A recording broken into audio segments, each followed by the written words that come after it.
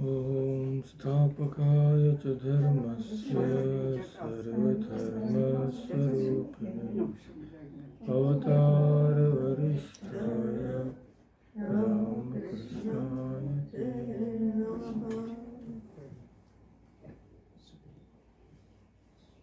Do you want to sit here? You want to sit here?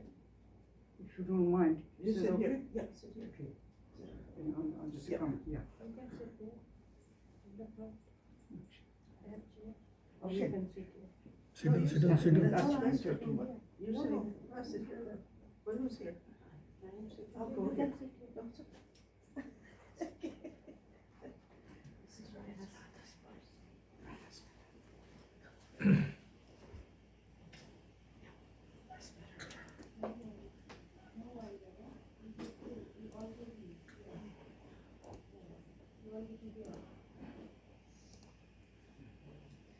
Well,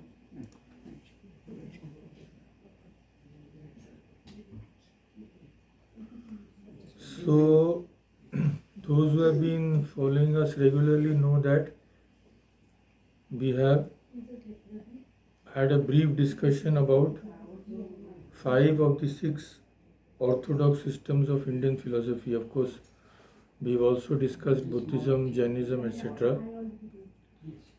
So, in detail, we have discussed Sankhya because Sankhya is very important and it is very, very near to Vedanta. So, after this, now we are more or less ready for a very brief introduction to Vedanta itself. Although even a very brief introduction will take some weeks at least. So we have discussed in one talk that is titled Vedas and Vedanta, how the Vedas themselves are related to Vedanta. So that was a kind of introduction also. So we'll be carrying on from that talk. Today we'll be discussing the origin and development of Vedanta. So we have already seen that Vedanta literally means Veda and Anta. There are 2 words. So end of the Vedas. End of the Vedas means actually not literally, but it here means that it is the culmination of the Vedas which form the Upanishads. So primarily the word stood for the Upanishads, and afterwards it also included all the scriptures which elucidated the teachings of the Upanishads.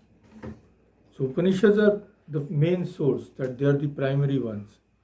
But there are 2 things. First of all, they are not so easy to understand. Second, Upanishads are mostly just realizations. Those sages who had realized these truths in supersensuous visions, they just wrote down the realizations. So Upanishads actually don't have a systematic philosophy. They are just utterances of those sages who describe what they had seen and also tell us how we also can reach that state. But they did not have a well-defined philosophy. So naturally, many other texts had to be written to elaborate, explain. So now all these come under Vedanta. And last time when we discussed Vedas and Vedanta, we have seen that it was systemized, the teaching of the Vedas was systemized in what is called the Brahma Sutras. So now Upanishads may be regarded as the end of the Vedas, first of all, because they are said to be the last literary products of the Vedic period. We have seen that three kinds of literature of this period can be distinguished. First of all, there was the Vedic hymns or mantras, which were compiled in the Samhitas, Rig, Yaju and Sama, and next is the Brahmanas, which are treatises explaining those rituals, and they are meant as a guide. After this comes the Upanishads. So naturally, that way also it can be said to be the end. And of course, the real meaning, the most important meaning is that they mark the culmination of the Vedic speculation. Upanishads are the crown. I mean, they are the Mount Everest, so to say. After that, there can be nothing. Not only is there nothing, but there can be nothing. Because after reaching a perfect unity, there can be no development. It is finished. It is completely developed science. For example, Swami Vivekananda explains that in physics, if a force is found out which can be converted to every other kind of force, then physics, there cannot be any development in physics. It has reached the same. So that force we can convert into anything. So perfect unity has been reached. One thing from which every other thing comes out. So in the Upanishads, that unity has been reached. So there cannot be any new development. It is not possible. Everything which happened afterwards was just the elaboration for us to understand that, and of course finally realize that. That is the most important thing. So Upanishad, the word also literally means that which gets a man near to God. Upa plus ni plus sa, that when we study Shankaracharya, we will study it in detail. So actually the word itself means that getting us nearer to that ultimate reality, which can be called Brahman or God or whatever Ishvara, whatever we want. And the word, this Upanishad, similar word is Upasana also. Upa-asana, that is sitting near. So it is translated as meditation. So in meditation, what are we trying to do? We are trying to withdraw ourselves from the world and we are trying to sit near God as it were. So these are so beautiful. I don't know whether in any other language it has been developed to the same extent.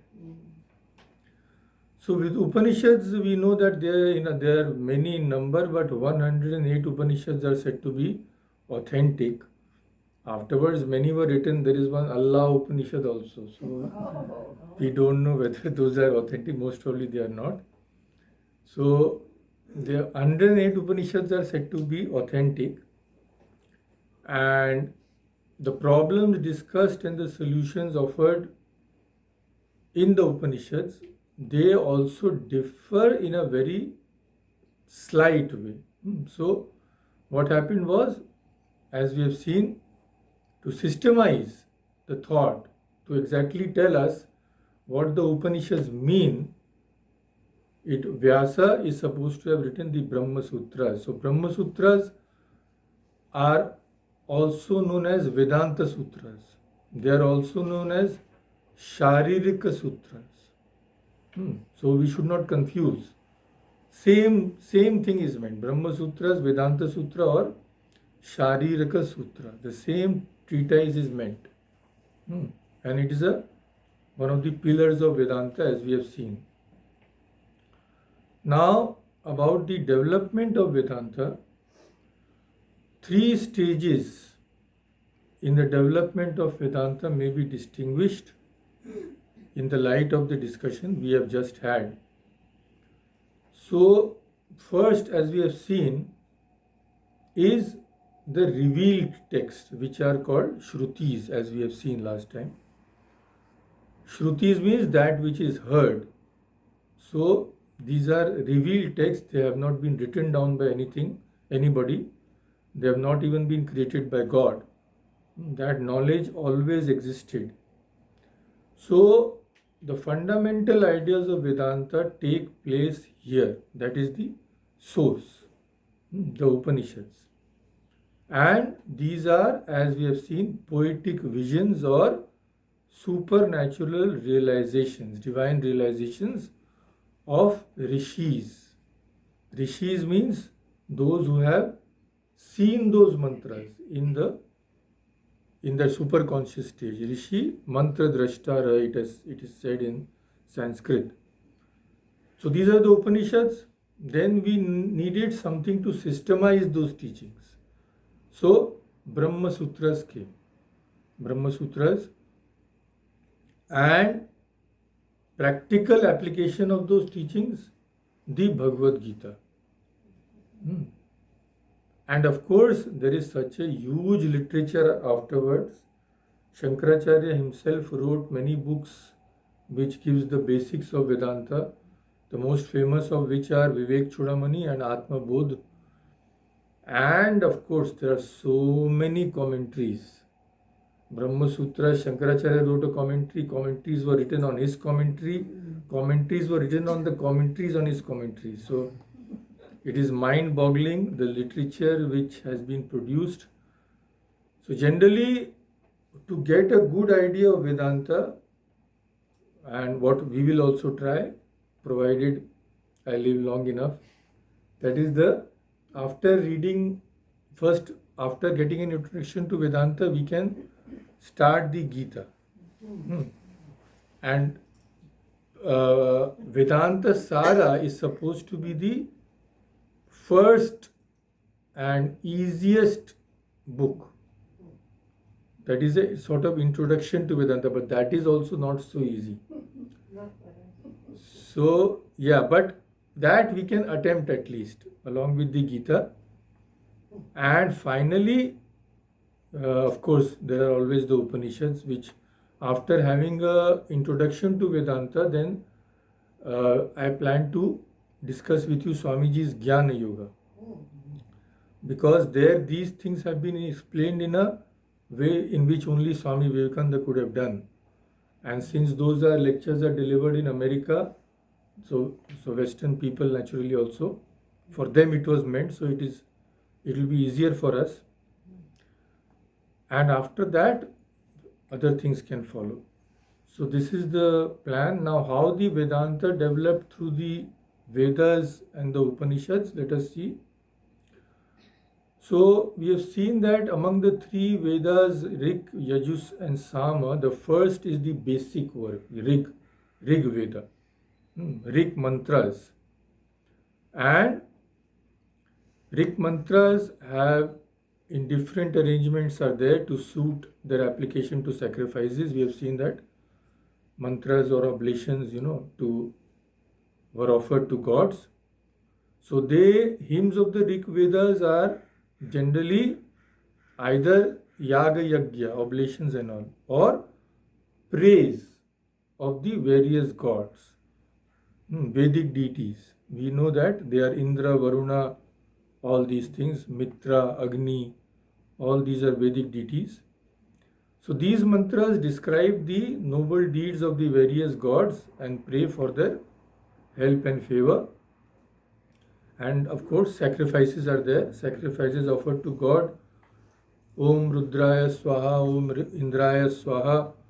So those are done with some motive generally. People want some result of their sacrifices.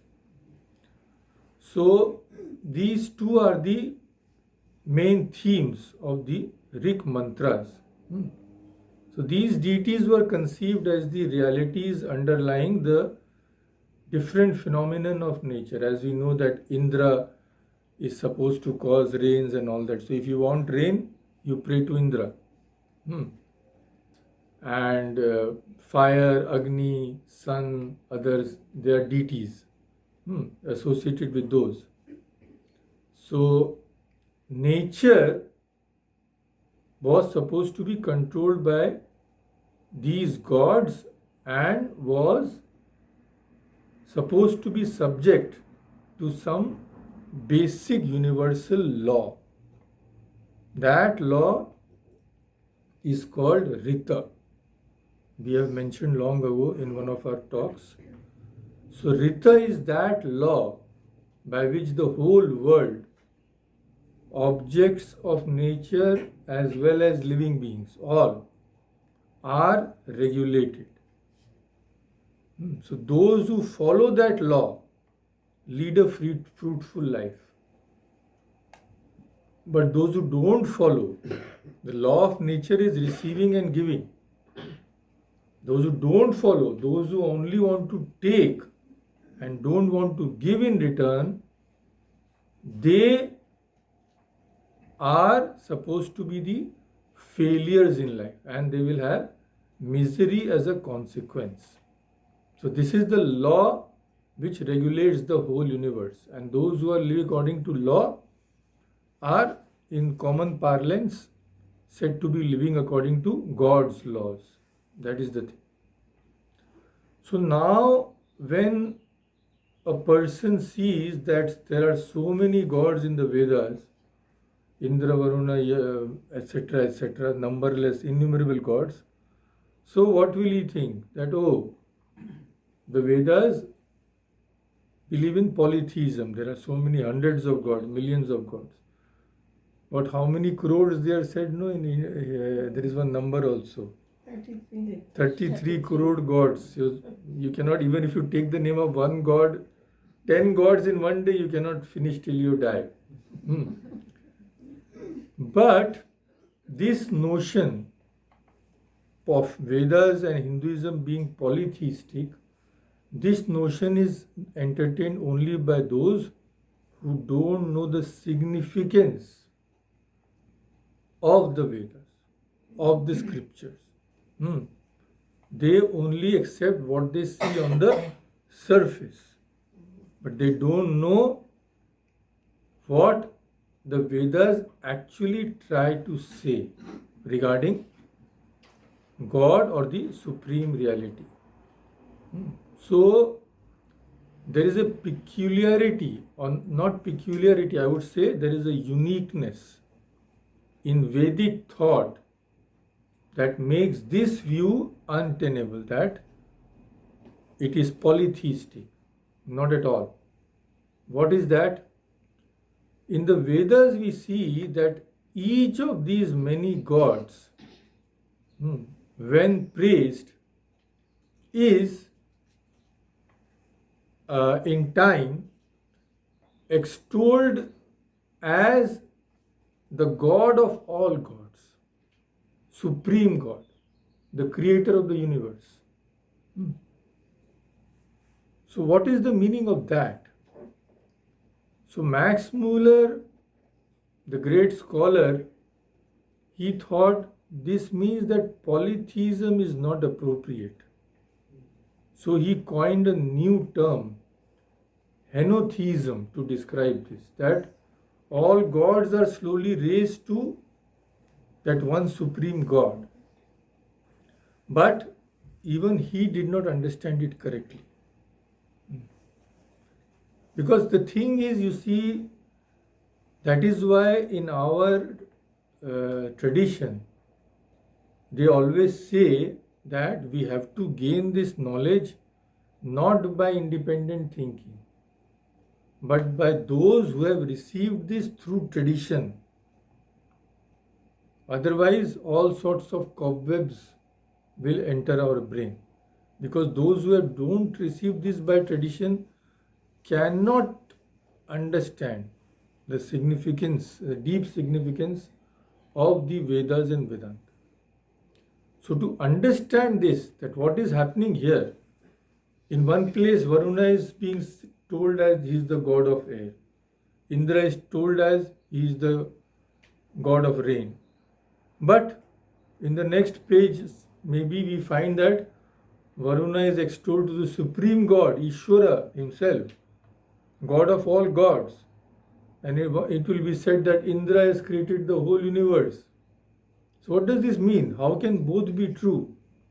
So to understand, we have to go to Swami Vivekananda. As we know, his explanations are simply logical, simple, as well as so deep. So I quote him now, very significant words. He says, the popular idea that strikes us when we study the mythology of the Vedas, the Samhitas, is that they are completely different from other mythologies. How? How are they different? Because he says, with every one of these minor gods, so to say, is associated the idea of infinity. In time, that minor god is supposed to become infinite. So this infinite is abstracted and sometimes described as Aditya, Indra, Varuna, and so on.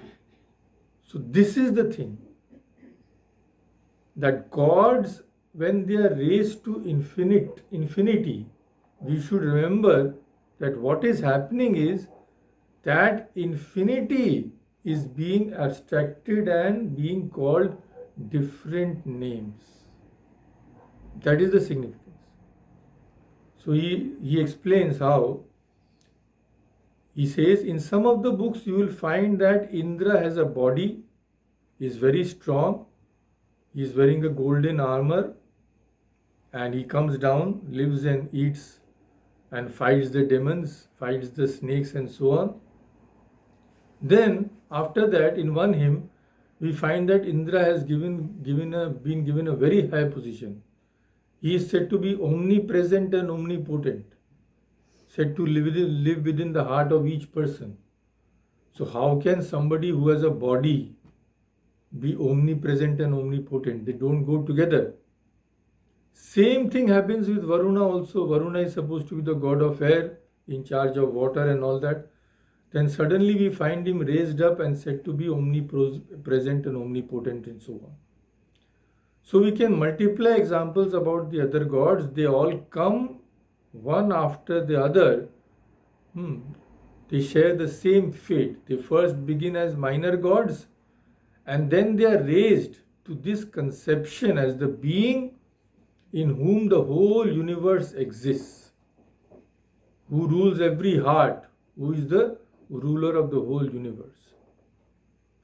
So this peculiar fact, this unique thing, that these gods are taken up as it were one after the other, raised and sublimated till each has assumed the proportion of the infinite personal God of the universe, Ishvara himself, calls for an explanation. What is happening here? So the question arises as how the Hindu mythologies should be so unique, so different from all others. In Babylonian or Greek mythologies, we find one god struggling upwards. Just like, kings are fighting each other. So maybe gods are struggling to go up and he gets the superior position and he assumes that position and remains there. While other gods die out. But in Indian mythology, it is completely different. Here we find an exception. One god is praised, and for the time being, it is said that all other gods obey his commands. Then, the very one who is said to be raised up, he becomes subservient to some other god. So, for example, in Shiva Purana, we will see that Shiva is the supreme Ishvara and Vishnu Brahma are just, subservient to him. In Vishnu Purana, Vishnu is supposed to be the Ishvara. So what is happening here? All chaos? Not at all. Not at all. Explanation is there. Swamiji says, in the Vedas itself. Again, quote him, it is a grand explanation, one that has given the theme to all subsequent thought in India, and one that will be the theme of the whole world of religions. What is that explanation? That famous Vedic sentence is Ekam Sat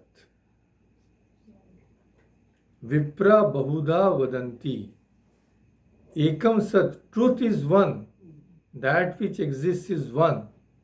But Vipra means sages call it by various names. So only the names are changing. But this grand truth is proclaimed that that which exists is not many, but one only. So Swamiji says, in all these cases where hymns were written about all these gods, the being perceived was one and the same. So where was the difference?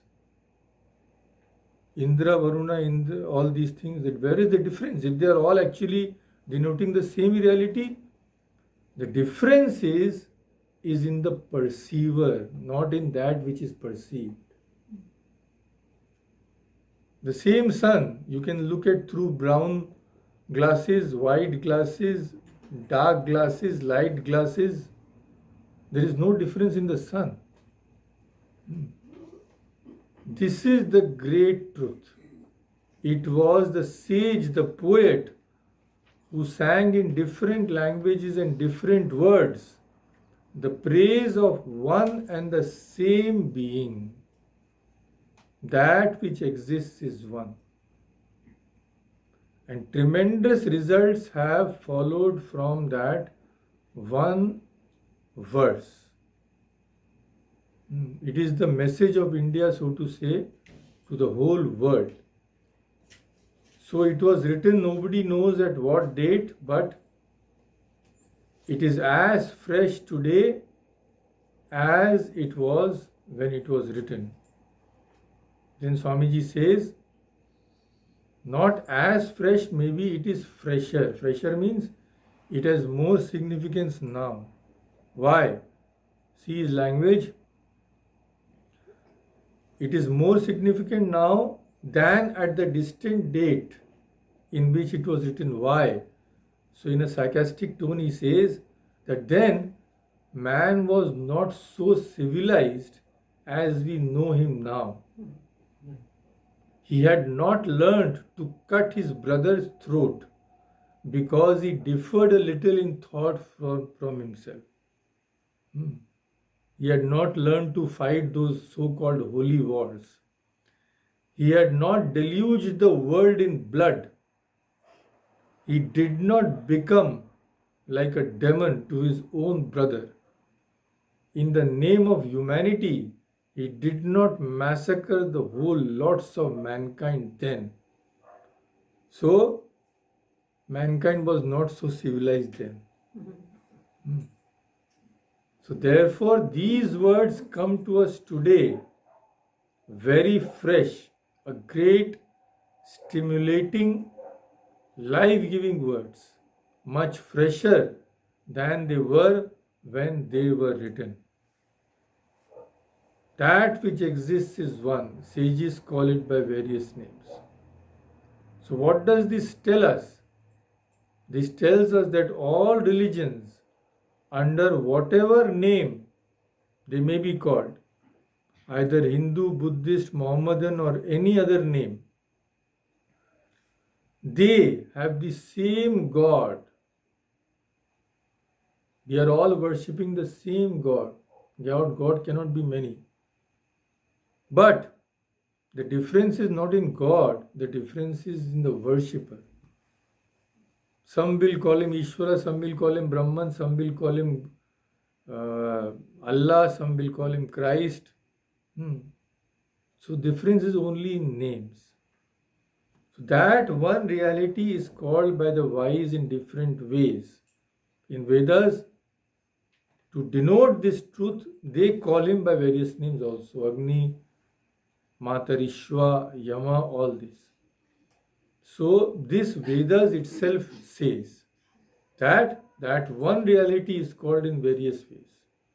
Agni, Yama, Matarishwa, Indra, Varuna, etc. So this statement leaves little doubt as to the existence of one underlying supreme reality underlying all these smaller gods. So Indian thought therefore believes that God is one. He has various manifestations, and all these manifestations are called by different names. So even today we have divergent cults, Shaivism, Vaishnavism, etc. But they are flourishing side by side.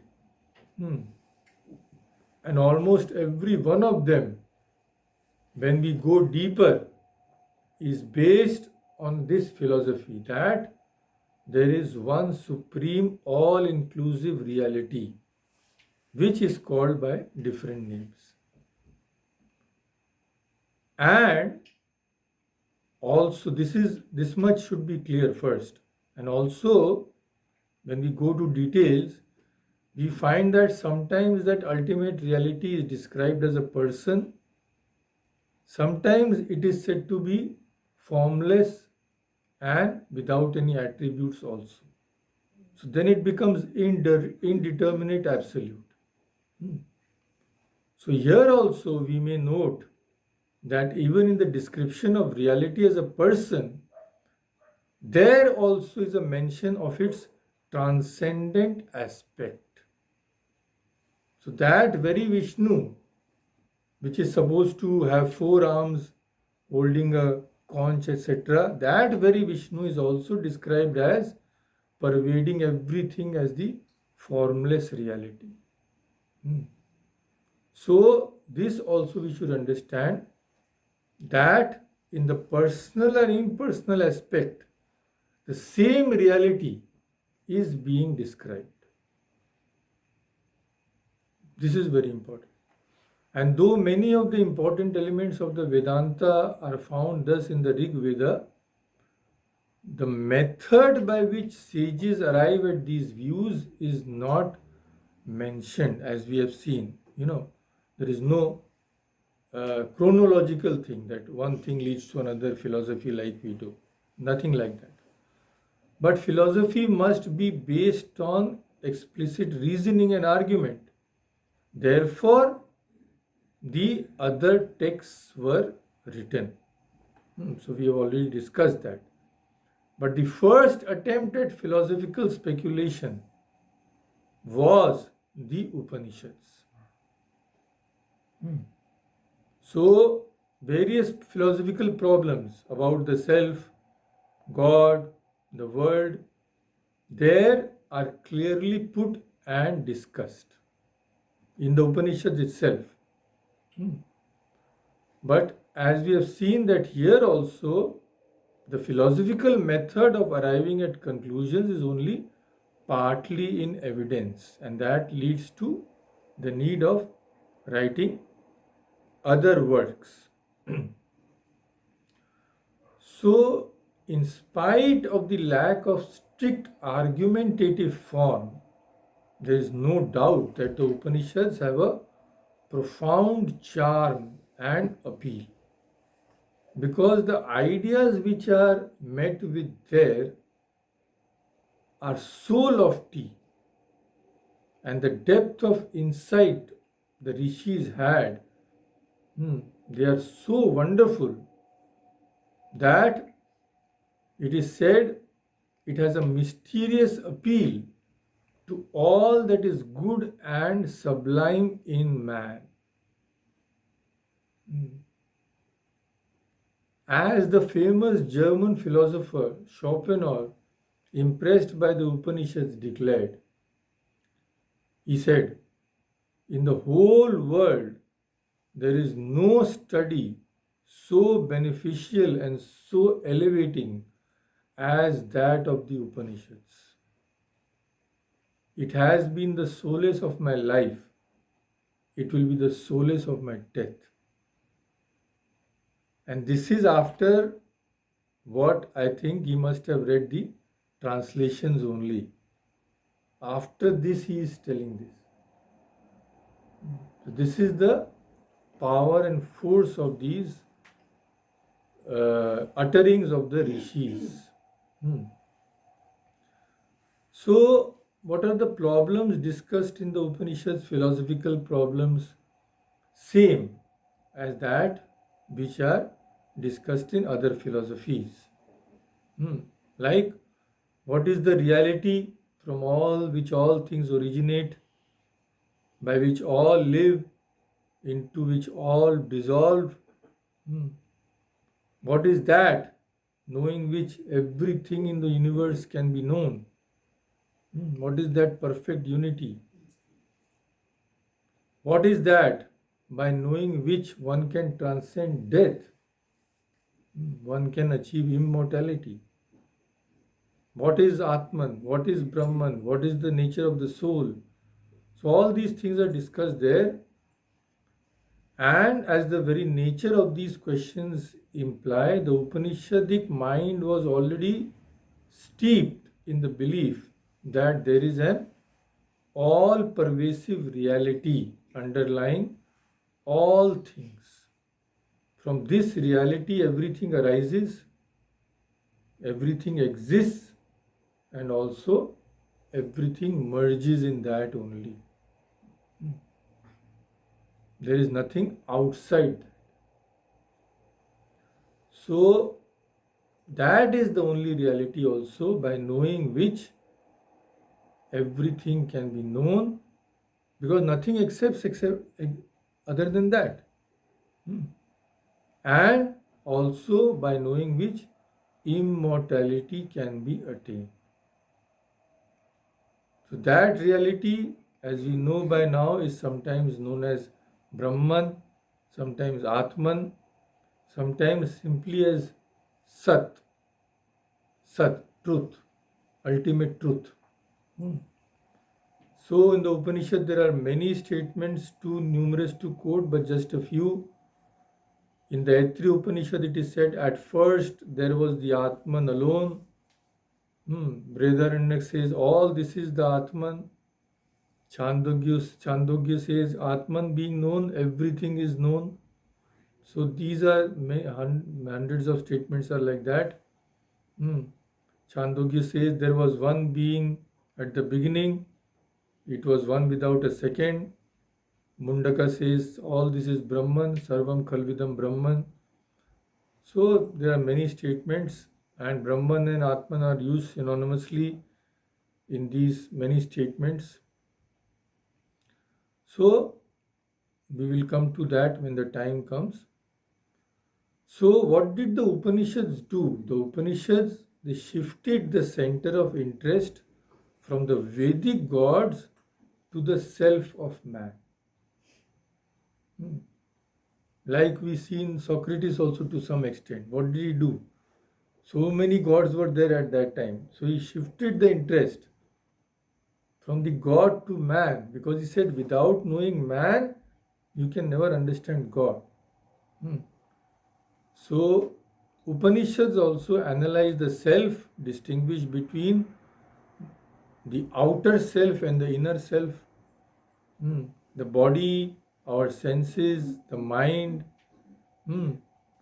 they are all, when they are just analyzed, they are found to be passing, changeful modes. So how can they be the permanent self? Body is here today, gone tomorrow. And not only that, it is always changing. Birth, youth, middle age, old age, and then finally the body is reduced back to the elements from which it came. So naturally, the body cannot be the self. Similarly, the mind is happy today, sad tomorrow, depressed today, elated tomorrow. So it cannot be the self. So from this they realize that these are merely coverings. They cannot be the self. They are covering the real self, which is the inner and permanent reality. Hmm. And which cannot be identified with any of these changing phenomena. So that real self is pure consciousness. Hmm. Every particular consciousness of objects, when we see, it is just a manifestation of that consciousness, limited manifestation. Hmm. Behind that lies the infinite that lies the infinite self. Hmm. So in one body it is manifesting a little, in animals also it is manifesting, but on a lower level, on man a higher level, even in men, in saints and sages at a very high level, and in incarnations of God it is practically without any obstacle. Hmm.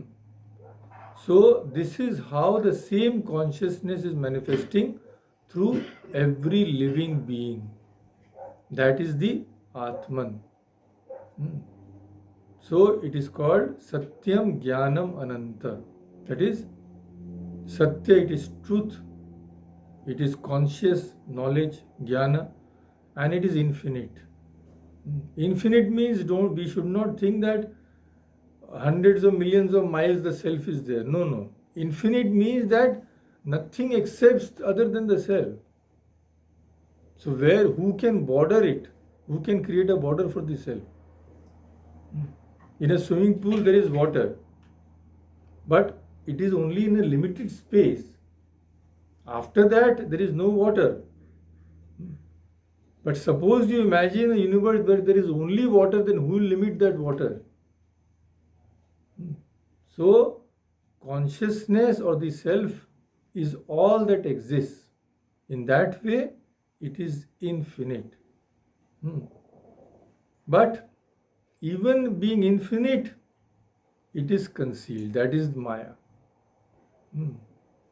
That is the problem. That is why in the Katha Upanishad it is said, the self is concealed in all things and does not therefore appear to be present at all.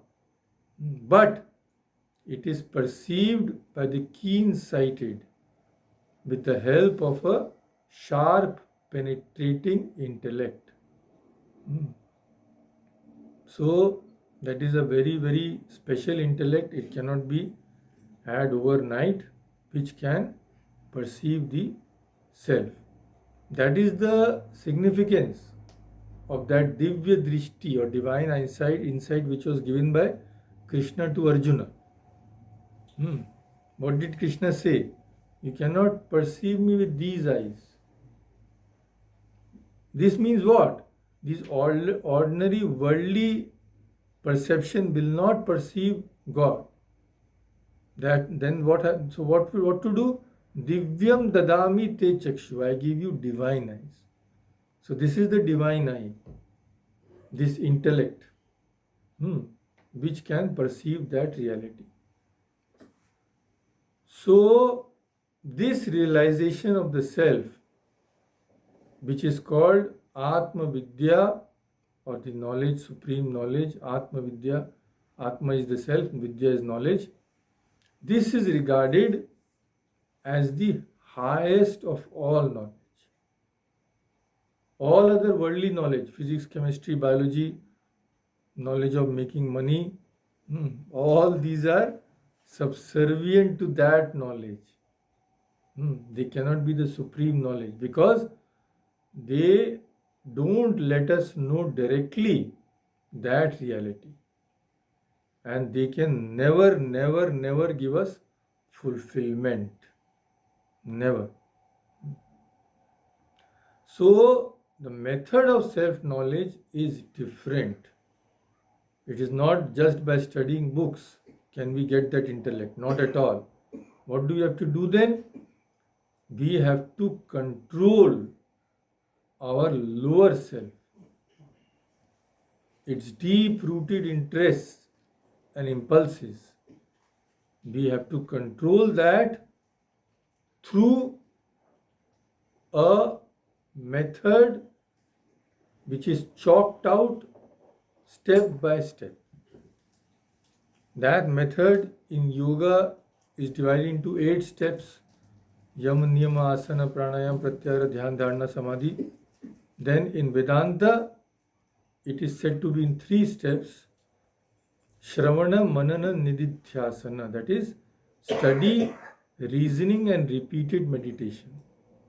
So you should not think that rather than going to 8 steps, let us go to those 3 steps. It will be quicker.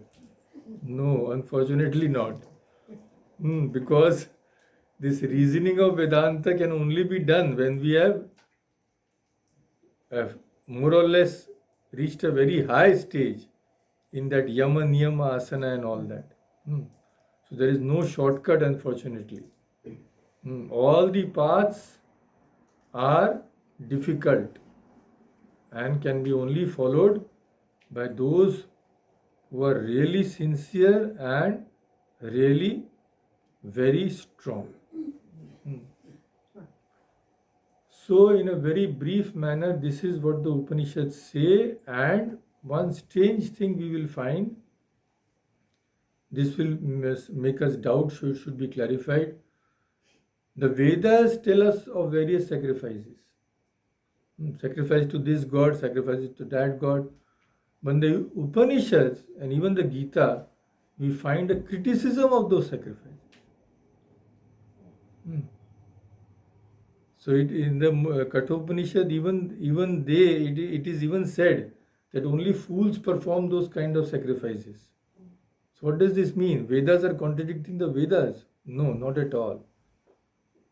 The sacrifices are true, yes, but it depends upon what our goal is.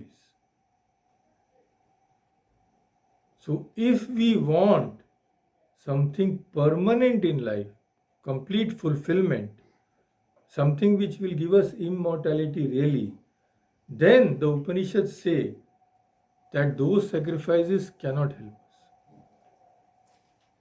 They will just give us some temporary pleasure, that is all. You go to a mall and you go to a restaurant and eat chocolate ice cream here, there also you will perform some sacrifices, maybe go in heaven and drink so much juice or something like that. The difference is only degree. There is no actual difference between this worldly enjoyment and the enjoyment, etc., which you can get by performing sacrifices. It may be of a higher kind, that's all. And that kind of enjoyment cannot give us the realization of that reality which will give us complete fulfillment and immortality. That is why they say, the Upanishads say, that these sacrifices, although they are valid, but those who desire self-knowledge, for them they are of no use. They just give you a temporary place in heaven, and when the effects of the sacrifices are gone, when your bank balance is over, just kicked out. Just get out. You can't stay here. So this is the thing. This we should remember. So the ultimate reality, which is called the Brahman, is conceived by the Upanishads as the pure ground of all reality and consciousness. And not only that, it is also said to be the ultimate source of all kinds of joy. When we are having any kind of joy in our life, it is the joy of the self only, because there is no other source of joy. When we eat an ice cream, we get joy. But if after having eaten 4 or 5 ice creams, then somebody again gives an ice cream, we don't get joy. Why? If the joy was in the ice cream, then there would be no problem. This shows that the joy is not there. The joy is somewhere else. We are mistaking that joy is outside. So we are running after all these things.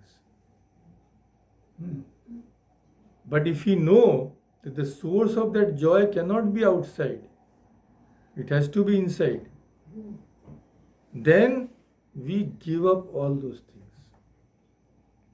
Those pursuits we give up.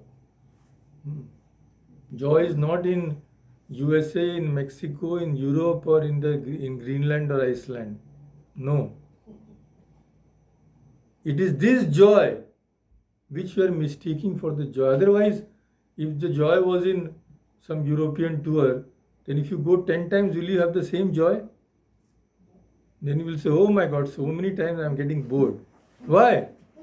The same thing is there. Big Ben, Leaning Tower of this, that, so many, same things are there. Why are you not getting the same joy then if the joy is there? Joy was never there. It was so close to you, so close to us, but we never looked in the right direction. So now the Upanishads tell us, look in the right direction. That's all. You are looking outside. Start looking inside. That is the gist. So worldly pleasures, although they are reflections of the same joy, but they are distorted fragments, so to say. That is the only thing. If you want the whole thing, not these doles of a beggar, then we have to look in the right direction. This is the thing. So, this much, although some things remain to be explained, but we will continue this introduction for quite a few weeks, because even an introduction is very large. So we will continue. Just before ending, we will just summarize the points.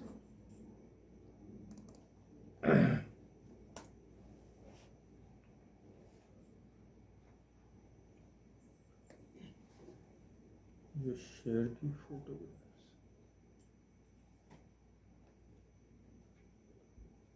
One second.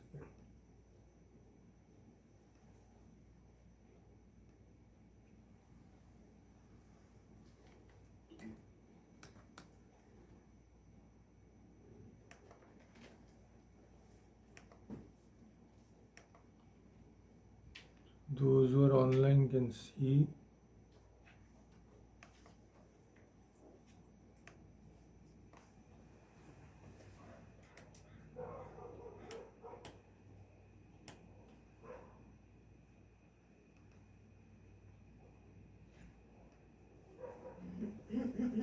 So, the term Vedanta, we have seen, denotes the ultimate conclusion of the Vedas.